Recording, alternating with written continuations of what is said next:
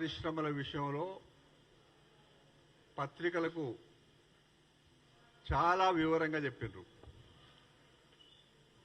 ఆ పరిశ్రమల కాలుష్యం, అవి ఎక్కడ ఉండాలి, ఏ విధంగా ఏ ప్రాంతాలలో ఉండాలి, ఎంత మొత్తంలో ఉండాలి, అనేక విషయాలు వారు చెప్పిండ్రు.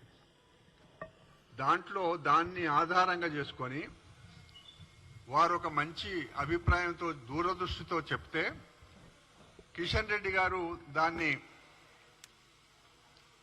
ఏమంటాడు, పరిశ్రమల యాజమాన్యాల లాబీ వల్ల మళ్ళీ ముఖ్యమంత్రి గారు యూటర్న్ తీసుకున్నారని.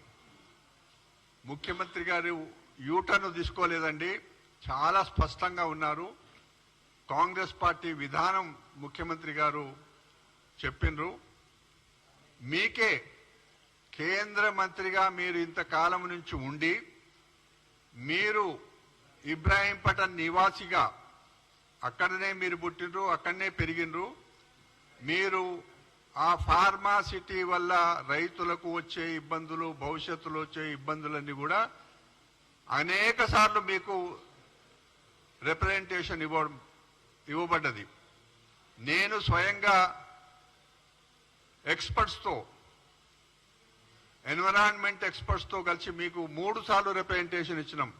ఇంతవరకు దానికి ఏం సమాధానం చెప్పలే. కానీ మీరు ఉన్నట్టుగా గౌరవ మంత్రి గారు, ముఖ్యమంత్రి గారు మాట్లాడితే దాన్ని వక్రీకరించి మేమట పారిశ్రామిక యాజమానుల లాబీ వల్ల మేము యూటర్న్ తీసుకున్నామని చెప్పి మీకు కేంద్ర మంత్రిగా మీరు సోయిదప్పి మాట్లాడుతున్నారు, బాధ్యత రహితంగా మాట్లాడుతున్నారు, అవకాశవాద రాజకీయాలు మాట్లాడుతున్నారు. భారతీయ జనతా పార్టీ ఆ పారిశ్రామిక ప్రాంతంలో రంగారెడ్డి జిల్లా యాచారం, కందుకూరు, కల్వకుర్తి మండలాలలో మీ భారతీయ జనతా పార్టీ నాయకులేమో రైతుల పక్కన నిలబడి పరిశ్రమలు వద్దని ఫోటోలు దిగుతారు.